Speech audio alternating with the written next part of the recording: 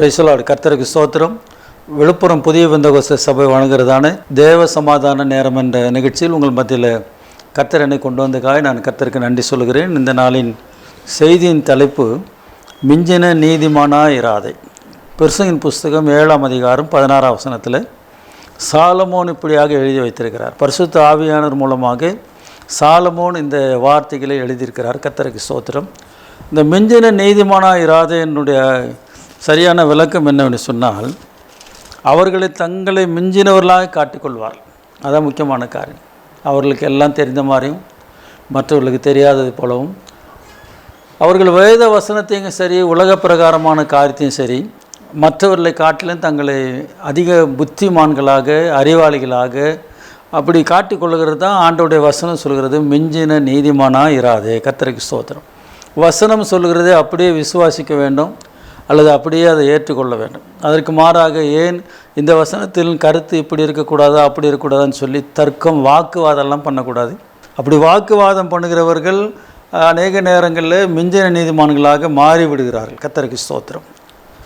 இன்றைக்கு அநேக சபைகளில் அநேக பாஸ்டர்களுக்கு விரோதமாக விசுவாசிகள் சொல்லுகிறதான செய்கிற காரியம் என்னவென்னு சொன்னால், பாஸ்ட்டுக்கு தெரியாது, எல்லாம் எனக்கு தெரியும், பாஸ்ட்டுக்கிட்ட மட்டும் தான் கர்த்தர் பேசுவாரா, என்கிட்டையும் கர்த்தர் பேச மாட்டாரா, பாஸ்ட்டு ஜெபம் பண்ண தான் இது நடக்குமா, நான் ஜெபம் பண்ணால் அது நடக்காதா, இப்படி அநேக நேரங்களில் தர்க்கங்களை பண்ணிக்கொண்டு வாக்குவாதங்களை பண்ணிக்கொண்டு நாம் அநேக காரியங்களில் மற்றவர்களை காட்டிலும் தங்களை மேன்மையானவர்களாக தங்களை அறிவுள்ளவர்களாக காட்டிக்கொள்வது வேதத்தின் அடிப்படையிலும் சரி உலகத்தின் அடிப்படையிலும் சரி இப்படி சொல்கிறதுல தான் வேதம் சொல்கிறது மிஞ்சின நீதிமானா இராதே. கர்த்தருக்கு ஸ்தோத்திரம். 7ஆம் அதிகாரம் 16ஆம் வசனம். மிஞ்சின நீதிமானா இராதே, உன்னை அதிக நாணயமாக்காதே, நீ ஏன் உன்னை கெடுத்து கொள்ள வேண்டும், மிஞ்சின துஷ்டனாயிராதே, அதிக பேதையுமாயிராதே, உன் காலத்துக்கு முன்னே நீ ஏன் சாக வேண்டும். கர்த்தருக்கு ஸ்தோத்திரம். எனக்கு அன்பானவர்களே, மிஞ்சின நீதிமானாக இருக்கிறதோ அதிக பேதையாக இருக்கிறதோ அதை காட்டிலும் அந்த அவருடைய காலத்துக்கு முன்னே அவர்களை சாக வேண்டும் என்று சொல்லி வேதம் சொல்லுவது. நீ ஏன் சாக வேண்டும், உன்னை ஏன் கெடுத்து கொள்ள வேண்டும், மிஞ்சின நீதிமானாயிராதே, உன்னை அதிக நாணயமாக்காதே, நீ ஏன் கெடுத்து கொள்ள வேண்டும். மிஞ்சின நீதிமானாகி அதிக நாணமுள்ளவனாக மாற்றிக்கொள்கிறது அவர்களே கெடுத்து கொள்கிறதா. கர்த்தருக்கு ஸ்தோத்திரம். இன்றைக்கு அநேக நேரங்களில் சபை மக்கள் சபையில் போய் கொண்டிருப்பார்கள், ஊழியத்தில் இருப்பார்கள், அநேக வருஷங்களாக அந்த சபையில் இருப்பார்கள். திடீரென்று சொல்லி அவர்களுக்குள்ள ஒரு விதமான எண்ணங்கள் வந்துடும். நம்ம எத்தனை வருஷம்தான் இந்த சபையில் பாஸ்டருடைய கைக்குள்ள பாஸ்டருடைய உபதேசத்தில் நாம் எவ்வளோ நாளைக்கு இப்படியே இருக்குது, நாம் ஏன் வளரக்கூடாது, நாம் ஏன் பெரிய ஆளாகக்கூடாது, ஏன் நாம் கர்த்தருடைய காரியத்தில் முன்னேறி போகக்கூடாதுன்னு சொல்லி நியாயமான காரியங்கள் அப்படி கர்த்தர் நடத்தினா போகலாம்.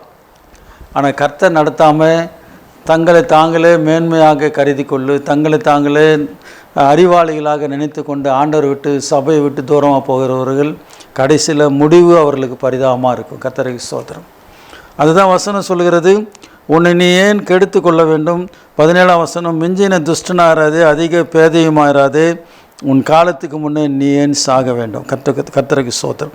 அடுத்த 18ஆம் வசனம் சொல்கிறது, நீ இதை பற்றி கொள்வதும் அதை கைவிடாதிருப்பதும் நலம், தேவனுக்கு பயப்படுகிறவன் எல்லாவற்றிலும் காக்கப்படுவான். கர்த்தருக்கு ஸ்தோத்திரம். ஆகவே எனக்கு அன்பானவர்களே, மிஞ்சின நீதிமானாகவும் இருக்கக்கூடாது, பேதையாகவும் இருக்கக்கூடாது. கர்த்தருக்கு ஸ்தோத்திரம். உங்களுக்கு கொடுத்த பாஸ்டர் அவர் சபை போதகர், அவர் நல்லவரோ கெட்டவரோ படித்தவரோ படிக்காதவரோ உயரமானவரோ குள்ளமானவரோ அறிவாளியோ அறிவில்லாதவரோ அதெல்லாம் உங்களுக்கு தேவையில்லை. ஆனால் கர்த்தர் அந்த சபையில் உங்களை வைத்திருக்கிறார். உங்களுக்கு போதகராக அந்த அருமையான போதகரை வைத்திருக்கிறார். அவர்களுக்கு நீங்கள் அடங்கியிருக்க வேண்டும், கீழ்ப்படிந்திருக்க வேண்டும். வசனம் அப்படி தான் சொல்லுது. எபிரேயருக்கு நிருபத்தில் அப்போஸ்தலனாகிய பவுல் சொல்லுகிறதான வார்த்தை 13ஆம் அதிகாரம் 17ஆம் வசனத்தில், எபிரேயர் 13ஆம் அதிகாரம் 17ஆம் வசனம் நான் வாசிக்கிறேன். உங்களை நடத்துகிறவர்கள் உங்கள் ஆத்துமாக்களுக்காக உத்தரவாதம் பண்ணுகிறவர்களாய் விழித்திருக்கிறவர்களானபடியால் அவர்கள் துக்கத்தோடு அல்ல சந்தோஷத்தோடு அதை செய்யும்படி அவர்களுக்கு கீழ்ப்படிந்து அடங்குங்கள். அவர்கள் துக்கத்தோடு அப்படி செய்தால் அது உங்களுக்கு பிரயோஜனமாக இருக்க மாட்டாதே. எனக்கு அன்பானவர்கள், உங்களை நடத்துகிறவர்கள், உங்களுக்கு உபதேசம் பண்ணுகிறவர்கள், உங்களுக்காக கர்த்தருடைய சமூகத்தில் வெளித்திருந்து ஜெபிக்கிறவர்கள், உங்களுக்காக பாரப்பட்டு ஜெபிக்கிறவர்கள், உங்களுடைய ஆத்துமாக்களுக்கு உத்தரவாதிகளாக இருக்கிற போதகர்கள், சபை பாஸ்டர்கள், அவர்கள் உங்களை நடத்தும்போது மன கஷ்டத்தோடு உங்களை நடத்தக்கூடாது. எங்கள் பாஸ்டருக்கு எதுவும் தெரியாது, எனக்கு தான் தெரியும்னா உங்களை காட்டிலும் மோசமானவங்க இல்லைன்னு தான் வசனம் சொல். எங்கள் பாஸ்டருக்கு எதுவும் சரியாக தெரியாது, வசனம் தெரியாது, ஜெபம் பண்ண தெரியாது, அவர் ஜெபம் பண்ணால் பேய் பிசாசெல்லாம் போகாது, அற்புதம் நடக்காது. நீங்கள் பண்ண நடக்குமா? உங்கள் பாஸ்டருக்கே தெரியாமல் நீங்கள் என்ன செய்ய முடியும்? நான் என்ன சொல்கிறேன்னா, ஆசிரியருக்கு தெரியாமல் மாணவன் எந்த காரியத்தையும் கற்றுக்கொள்ள முடியாது. ஒரு ஆசிரியர்களுக்கு எல்லா காரியம் விளங்கினாதான், புரிந்தாதான் அதை மற்ற மாணவர்களுக்கு சொல்லித்தர முடியும். ஆசிரியருக்கே தெரியலன்னா மாணவருக்கு எனக்கு எல்லாம் தெரியும்னு சொல்கிறது ஏற்றுக்கொள்ள முடியாத ஒரு காரியம். கர்த்தருக்கு ஸ்தோத்திரம். ஆகவே எனக்கு அன்பானவர்களே, இந்த வசனம் சொல்கிறது, மிஞ்சின நீதிமானாயிராதே. கர்த்தருக்கு ஸ்தோத்திரம். மிஞ்சின நீதிமான், இது நீதிமானுடைய காரியம். நீங்கள் அதிகம் நான் ஜெபம் பண்ணுறேன், அதிகமாக பிரயாசப்படுறேன், அதிகமாக பாட்டு பாடுறேன், எல்லாரை காட்டிலும், சபை இருக்கிற எல்லாரை காட்டிலும், உங்கள் பாஸ்டரை காட்டிலும் நீங்கள் நீங்களே உயர்த்தும் போது ஆண்டவருடைய பார்வையில் அது மிஞ்சின நீதிமானாக ஆண்டவர் உங்களை நியாயந்திருக்கிற ஒரு காரியமாக இருக்கும். கர்த்தருக்கு ஸ்தோத்திரம். ஆகவே எனக்கு அன்பானவர்களே, இந்த வசனம் சொல்கிறது, உங்களை நடத்துகிறவர்கள் உங்கள் ஆத்துமாக்களுக்காக உத்தரவாதம் பண்ணுகிறவர்களாக விழித்திருக்கிறவர்களானபடியால் அவர்கள் துக்கத்தோடு அல்ல சந்தோஷத்தோடு அதை செய்யும்படிக்கு அவர்களுக்கு கீழ்ப்படிந்து அடங்குங்கள். அவர்கள் துக்கத்தோடு அப்படி செய்தால் அது உங்களுக்கு பிரயோஜனமாக இருக்க மாட்டாதே. கர்த்தருக்கு ஸ்தோத்திரம். சந்தோஷத்தோடு அதை செய்யும்படி அவர்களுக்கு கீழ்ப்படிந்து அடங்குங்கள். இன்றைக்கு அநேக விசுவாசிகள் பாஸ்டர்மார்களுக்கு அடங்கிறதில்லை. நான் என்ன சொல்கிறேன்னா, வசனத்துக்கு கீழ்ப்படிங்க. பாஸ்டருங்க சொல்கிறது உண்மையாக இருந்தால், வசனமாக இருந்தால் ஏற்றுக்குங்க. பாஸ்டர் சொல்கிறது எல்லாத்துக்கும் நாம் எல்லாம் கீழ்ப்படிய வேண்டிய அவசியம் இல்லை. பாஸ்டர் சொல்கிறது வசனமாக இருந்தால், உபதேசமாக இருந்தால், ஆண்டோடைய வார்த்தையாக இருந்தால் கட்டாயமாக கீழ்ப்படிந்து தான் ஆகணும். அதை ஏற்றுக்கொள்ள வேண்டியது நம்முடைய உத்தரவாதம், பொறுப்பு. கர்த்தருக்கு ஸ்தோத்திரம். அந்த வசனம் அப்படி தான் சொல்கிறது, அவர்களுக்கு கீழ்ப்படிந்து அடங்குங்கள். அவர்கள் துக்கத்தோடு அப்படி செய்தால் அது உங்களுக்கு பிரயோஜனமாக இருக்க மாட்டாதே. கர்த்தருக்கு ஸ்தோத்திரம். உங்களை நடத்துகிறவர்கள் உங்களுடைய பாஸ்டர். கர்த்தருக்கு ஸ்தோத்திரம். நீங்கள் எந்த சபையில் அங்கமாக விசுவாசியாக இருக்கிறீங்களோ அந்த பாஸ்டர். இன்றைக்கி விசுவாசியோட நிலைமை என்னென்னா, எல்லா பாஸ்டர் சொல்கிறதையும் கேட்பாங்க, எல்லா பாஸ்டருக்காகவும் ஜெபம் பண்ணுவாங்க, எல்லா பாஸ்டருக்கும் காணிக்கை தசமாக கொடுப்பாங்க. ஆனால் அவங்க பாஸ்டருக்கு எதையுமே செய்ய மாட்டாங்க. இன்றைக்கு பிசாசு இப்படி விசுவாசிகளை தந்திரமாக ஏமாற்றி வஞ்சித்து வைத்திருக்கிறார். இதுவும் மிஞ்சின நீதிமான குறிக்கிறது. கர்த்தருக்கு ஸ்தோத்திரம். எனக்கு அன்பானவர்களே, நீங்கள் எந்த சபையில் இருக்கிறீங்களோ அந்த பாஸ்டர் தான் உங்களுக்கு உத்தரவாதி.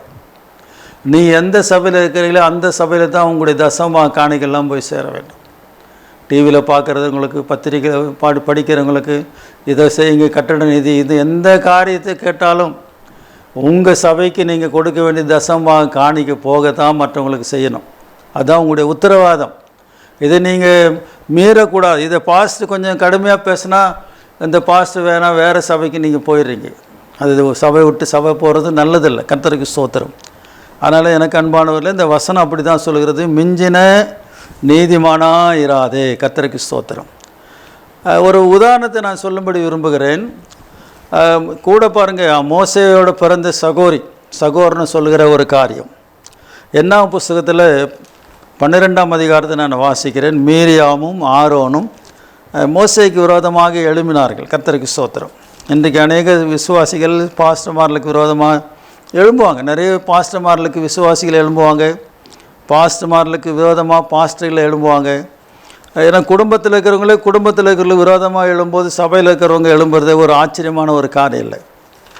ஆனால் வசனம் சொல்லுகிறது, மோசேக்கு விரோதமாக மீரியாமும் ஆரோனும் எழும்பின போது அந்த வசனம் நடந்த சம்பவத்தை பாருங்கள். கர்த்தருக்கு ஸ்தோத்திரம். ஆண்டவர் கோபம் கொண்டார். ஆண்டவர் கோபம் கொண்டு நடந்த சம்பவத்தை நான் உங்களுக்கு ஞாபகப்படுத்தும்படி விரும்புகிறேன். 12ஆம் அதிகாரம் என்னாகமம் 2ஆம் வசனம். கர்த்தர் மோசேயை கொண்டு மாத்திரம் பேசினாரோ, எங்களை கொண்டும் அவர் பேசினதில்லையோ என்றார்கள். கர்த்தர் அதை கேட்டார். 10ஆம் வசனத்தில் நான் வாசிக்கிறேன். மேகம் கூடாரத்தை விட்டு நீங்கி போயிற்று. மீரியாம் உறைந்த மலையின் வெண்மை போன்ற குஷ்டரோகியானால் ஆரோன் மீரியாமை பார்த்தபோது அவள் குஷ்டரோகியாகி இருக்க கண்டான். கர்த்தருக்கு ஸ்தோத்திரம். அப்பொழுது 11ஆம் வசனம்.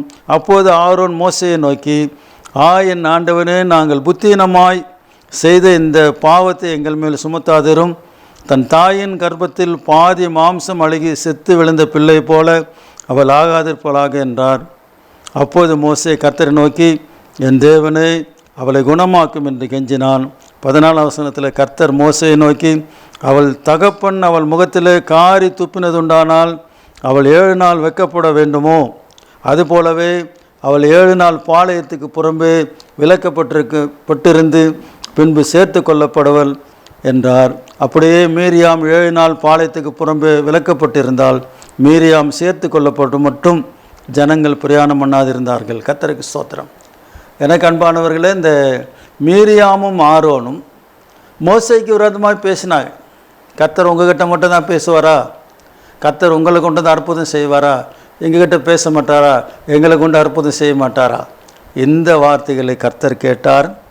கர்த்தருக்கு கோபம் உண்டானது. கர்த்தருக்கு ஸ்தோத்திரம். எனக்கு அன்பானவர்களே, நாம் கூட அநேக நேரங்களில் ஊழியக்காரர்களுக்கு விரோதமாய், சபையில் இருக்கிற மற்ற விசுவாசிகளுக்கு விரோதமாய், அவர்கள் ஆவிக்குரிய ஜீவித்தில் வளர்ந்திருப்பார்களானால் அவர்களுக்கு விரோதமாக நாம் பேசும்போது கர்த்தர் கவனித்து பார்க்கிறார்.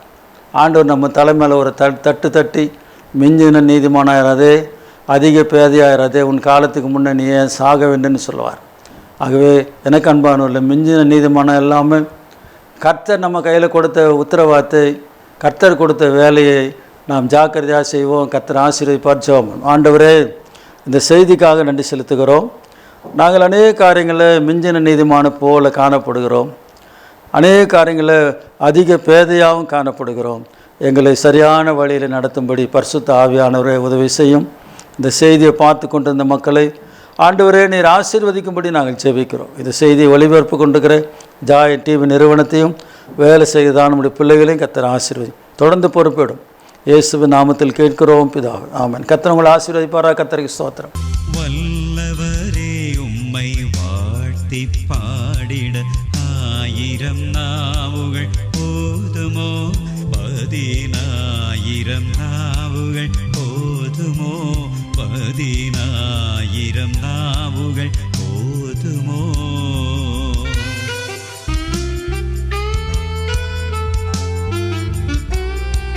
வானிலும் பூவிலும் உயர்ந்த நாமம் வல்லவரேசுவே உன் நாமம். வானிலும் பூவிலும் உயர்ந்த நாமம் வல்லவரேசுவே உன் நாமம். வார்த்தையால் யார் சொல்ல ஆகும்? வாயினால் துதி புகழ் பாடுகிறே. வார்த்தையால் யார் சொல்ல ஆகும்? வாயினால் துதி புகழ்